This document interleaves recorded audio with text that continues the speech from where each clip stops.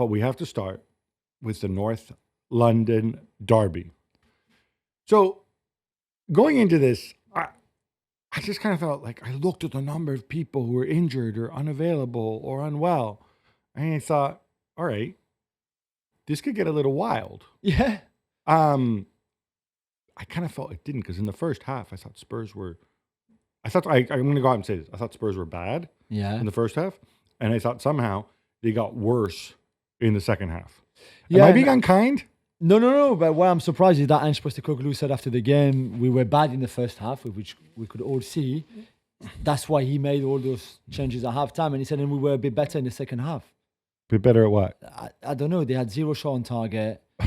They had more attacking players on the pitch. Yeah, that's all. And to be fair, I thought he even unbalanced the team a little bit to just play with Bergwall as the only kind of slightly defensive-minded midfielder. And then everybody else, there was no structure to it. I understand why Postecoglou said I had to do something at halftime and change because we were 2-1 down, chasing, and we were so bad. But I felt he just chucked players on, and there was no structure to it, no real organization. They did nothing. I was so disappointed by Spurs overall. First half, second half, by Ange as well. I mean, look, we'll break down Spurs further later, but you're right. I thought you go with an uncharacteristically defensive lineup to start, right? With Kulusevski playing further forward, and you've got Bissouma, Papsar, and Bergwall in midfield. And then in mid-time, look, let's change everything and go hyper-attacking when we're behind and when we know that Arsenal can defend well. On the Arsenal end, obviously, bad news about Gabriel Jesus. We'll get that later. It just leaves them short. We saw Raheem Sterling. Yeah. I thought Arsenal were better in the first half, probably deserved a lead. But I still think, this is a team that's kind of running on fumes. If I had to come up with a headline for this game for Arsenal, this was a game that you win not through quality, but you won it through guts, through determination. Resilience, because your opponent were terrible and got worse. Yeah, and again, you have chances or certainly good opportunities that you create yourself, and then you can't score. Odegaard, Sterling, Rice, the decision-making was terrible. So it's not just about the finishing. It's about like, when I have a pass here and a pass to you, Gabby, and I choose this pass when your pass is easier and better and a better option. This is something like you can sign whoever you want in the whole world. Isak, Allen, Gyökeres, Vlahovic. It doesn't matter. If you keep making the wrong decision, it's not going to help you anyway. So there's still a lot of things to sort out. But if they can grind out results and win, which they will have to do until Saka comes back because nothing will be the same, then I think they will be okay. But there was a lot of positives from that game. The fact that they against Spurs, the fact that they can close a little bit more the gap with Liverpool was really good. But in terms of performance, they should have been better than that. Yeah, I think if you're Arteta, you were looking for a reaction. Yeah, you got it. You got the reaction, and that is encouraging because it tells you that the players are determined. They're through there. They didn't believe the hype or the negative hype after that defeat in the FA Cup. Equally so, it's the same problem that you have before, which is Odegaard looks to his right, and there's no Saka there to pass the ball to. I think they're better with Declan Rice in there, obviously making his runs, but that's not a game plan. Yeah. Whether it's Martinelli or Trossard on the left-hand side. Trossard, great. Nice goal. Also helps that Dragusin kind of forever to come across, man. What was he doing? He was jogging towards Trossard, and I'm like, what are you doing? And Kinski, we praised him on Sunday, and now we gotta go back. But it's funny. I since I love my narratives, my WWE style narratives, or ECW even. I kind of think Trossard's like, you weirdo with the man bun. You think you're taking forever to come across because you think I am so bad that I'm not going to shoot, and even if I did, I'm going to score. But not with my left foot. I think Dragusin expect him to come inside onto his right. I will take it with my weaker foot and score. And so well done. Well done. There. Jose, there was one big incident which the officials got wrong. Again, we like to talk about performance in this, and I suppose technically you could go down a rabbit hole and say that, the ball came off Trossard, so Arsenal should have never had that corner kick. Yeah. which Gabriel then headed back and it kind of struck Solanke, and we can create a whole parallel narrative where none of this happens. It doesn't change the outcome of the game. It doesn't change what we saw. That No. Spurs were poor, right? Yeah. Arsenal were the better team and they deserve to win. And yeah, this is significant because it's still a turning point. You score one, you come back to 1-1, and 3 minutes later, Trossard scored the second one. But And it I was a just want to mistake say by the though, referee. it's a mistake Yeah, it by is the a referee and I think by the assistant referee too. Who Was he on the other side though? I thought. I need to double check maybe. Yeah, I he might might be have been on wrong, this side, but- all right. Obviously, VAR cannot intervene because we don't want VAR intervening. But equally, though, what gets me about this is it's an incorrect call. But then if the ball doesn't hit Solanke, it doesn't go in. Yeah. You see what I'm saying? Yeah, like, no, true. It's just kind of the game of football has these weird things that you can't account for. Yeah. And it doesn't change the fact that Arsenal had many, many more chances. I don't know what XG was, but it was distinctly it's 1-7. one-sided. Yeah, absolutely, completely. And I think Ange was right after the game not to dwell on that incident, and I don't want to talk about it because we were just not good enough. It's not acceptable. And we can talk about Ange because I think a lot of this is on him and the fact that they're 13th, I think, in the table now, which is really embarrassing for a club like Spurs with the ambitions that they have, the club that they are, to be so low in the table. And I know they can still win the FA Cup, the Europa League, and the League Cup. Of course, they It's a can. treble. The treble, the A Cup treble. But their league form, regardless of the injuries, because yes, they've been hit badly, but so were Newcastle last season and many, many other teams, and City this season, is still not good enough, really.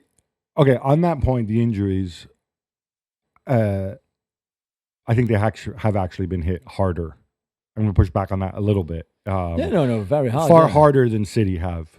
Yeah. You know, when you look at sort of the starting 11, because you are talking about 4 of your back 5 out, and for a significant period of time, right? I mean, I'm guessing Udogie will probably maybe be the first one to be back. Maybe. Romero was on the bench, no? Romero was just back. But whatever.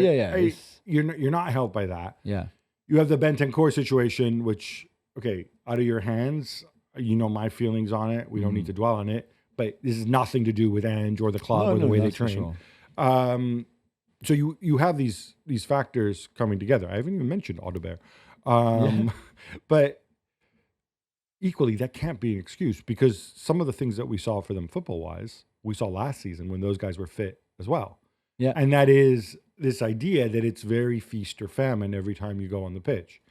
He obviously tried to do something which I think is counter nature to them by playing those 3 in that midfield That was 3. stupid. That was a massive mistake from Postecoglou. All it meant was that the front people didn't see service. That but- Son's goal, fortuitous, another deflected goal, right? Yeah, Talking about yeah. deflections. But Kulusevski is your best player. He's been your best player now for weeks and weeks. At the heart of the game. So he's been involved in everything. He's good for his pressing. He's press resistant when Spurs have the ball and build up from the back. Kulusevski is great in that more central position. What do you do for maybe, considering you've won 1 in 8, that you've had 1 point out of the last 12 in the league, you go away to Arsenal and you change Kulusevski and you put him on the right wing where he hardly saw the ball in that first half. You think like, why are you doing this? Yeah. Really? And I like Ange. We like Ange, but I've got no sympathy for him when he does things like this. I'm sorry. It didn't make sense whatsoever. It's odd too because Kulusevski's the whole idea of moving Kulusevski into that more central position. That's an Ange thing. He's always been somebody who's been slightly difficult to define because he's not necessarily a pure winger. But putting him in the heart of the game, that is something Ange saw. Yeah, absolutely. It's something he got right. It's something Kulusevski benefited from. To throw that out the window. I agree. Also, because Arteta doesn't really make those kinds of adjustments based on it. It's not like Arteta sees the team sheet and he's like, oh my God, exactly. Where's Kulusevski going to play? Oh, let me go and you Timber, you need to go and do something about this or what, or Louis Skelly or whatever. Yeah. No, he's just like, all right, fine. We're Arsenal. We're at home. I've got my way of playing. I'm not going to adjust, right? Yeah. So that seemed an odd one. For Arsenal, I go back to the Raheem Sterling sighting we had. Obviously, no Saka, no Ranieri, no Gabriel Jesus. And by the way, been critical of him when he plays center forward. Obviously, it's an awful injury. Like everybody suffers that injury. You really, really feel bad for him. Yeah. But at this stage, do you ride Sterling, or do they have to go back and try to find somebody in the market? Because when they won't go for a right winger or for a winger anyway. If they will try to get a 9 in, but it would be more of a centre forward really than anything they have. So who else can play on the right wing? Is your winger rotation now? Sterling and Martinelli, Sterling, Trossard, or Martinelli. Yeah. So you got 3 guys for 2 positions. When I guess you don't have the FA Cup to worry about, but you're in the Champions League, and they can't go for a 9 and a winger while they also do Zubimendi for next season. It's just not possible. Maybe they would like to, but it's not possible. You mentioned Zubimendi there. You mentioned next season. I think people are going to wonder: is this a stroke of genius, locking him up now, reaching the deal? Yeah, I think he's trying to beat the competition. Really, and because there's a release clause, really, as you need his agreement, because then you trigger the release clause, or maybe you try to negotiate with Real Sociedad to lower it a little bit, because he will be out of contract in 2026, so there will be only 1 year left on his contract. But the release clause, anybody can pay the release clause. He just needs to agree, as we saw with Liverpool last summer. He just needs to, once he's agreed to join you, then this is it. You've done the deal because you pay the release clause, and that's it. There's nothing else to do. So I think he's smart. Would you have gone for Merino and then Zubimendi? Did you go for Merino because you didn't know if you could get Zubimendi? You thought Zubimendi was going to Liverpool, like everybody else. Yeah, maybe that's why. But I think Zubimendi is a very, very smart pick. And so that's obviously Georgie's out of contract. Thomas Partey may be going somewhere else. He's out of contract as well, anyway. Yeah, and could go somewhere else. Yeah. So that obviously forms your basis of a midfield, which suddenly looks very, very good when everybody's fit. Yeah. Problem is that's next season. Yeah. And in the meantime, it's a leap forward. You're still going to have questions. Calafiori supposedly back at the end of the month. Yeah, I think so. But you know what? Far. I wonder if it's one of those Arik me like, end of the month, like. And for how long? It's more. I'm happy if he comes back at the end of the month, but for how long? Is it 2 weeks and then he gets injured again? Is it 4 weeks? Can he stay injury free between now and the end of the season? Because that has been the story so far, unfortunately for him. Yeah, I want to talk about the best on earth, Kai Havertz. Yeah. Again, you know my thoughts on him in general. I thought he showed up last night. Yeah, it's been a really tough week, obviously, after what happened against United, the penalty miss, the chances missed, and his wife getting a lot of abuse on social media, horrible stuff that nobody should go through and should receive. And then for him to then play 3 days later in a game like this, and he was not perfect by far. You can see how low on confidence he is. He missed that header in the second half that he should have scored. There's a couple of moments where he picked the wrong pass. Him and Sterling, him and Odegaard, all of that. An early header as well. And the early one too. But you're right. He was there. He showed resilience again. He showed courage. I thought a lot of desire. And the thing about him is, when he's not finishing, he's still contributing a ton to the team. Yeah. This is the part that I really don't follow. I mean, certain strikers. That was the knock on Solanke Solanke has improved a lot. I think arguably he's been Spurs' other best player, maybe. But throughout his career, Solanke, for example, the knock was that he was languid, he was disinterested. He didn't work to the same level. And that's why, teams looked at him, teams salivated over his athleticism, his technical ability. But then Chelsea eventually said, no, we're going to put our chips on Tammy Abraham. Liverpool said, oh, yeah. And then, no, Klopp saying, this guy's not going to do it for me. You're not rock and roll enough. Yeah. He's added absolutely. That. With Kai Havertz, you've never had that issue. Yeah. He always puts in the defensive performance. You mentioned strikers. What's the profile that we're talking about? I mean, they would not have gone for a striker in January if Gabriel Jesus doesn't get injured to start with. Because he genuinely thinks Gabriel Jesus. No, because I just don't think, I really don't think the money is there anyway for it. So they're going to try to put something together now because they have to, because they're low on numbers, as you said. And get somebody alone with an option to buy, maybe. Ideally, I don't even think they can go and spend 40, 50 million now in January for a striker.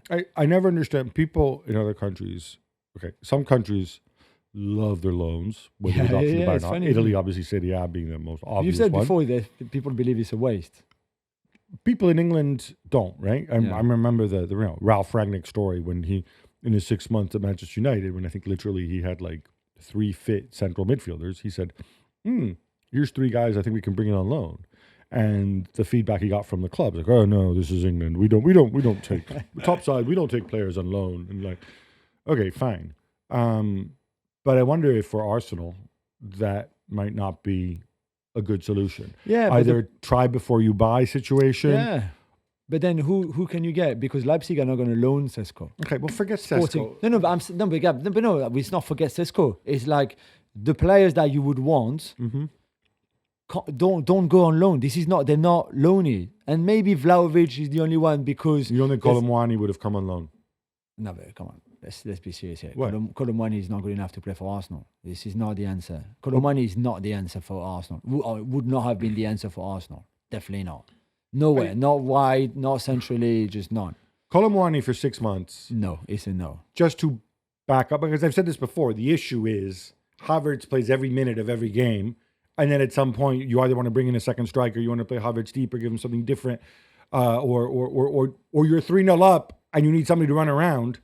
You need another striker. I think then go for somebody who's going to bring you more than Colomwani, I think, really. If you go and sign somebody, just don't sign somebody by default like Colomwani would have been. I really think so.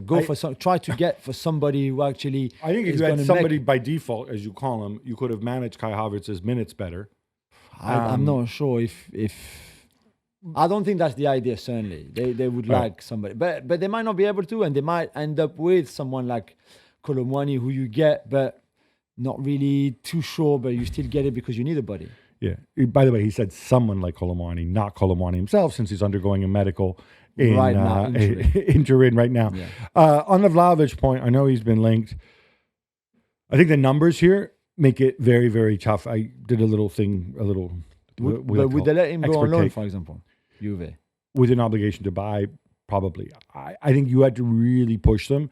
But this is the situation with Vlahovic, is when they signed him, and they signed him in January 2022, he signed this 5.5-year deal with basically an escalator salary. Yeah. So he was making 7 million, last season he was making 7 million euros net, which is still a ton of money. Again, translated, that works out to about 200 grand a week. This season, his salary has increased to 12 million euros That is mad. net. Again, I'm English. I only think in weekly wages, weekly gross wages, because that's how I get my paycheck after I, come back from working down the coal mine. 380,000 pounds a week. That is what he is earning now. Yeah.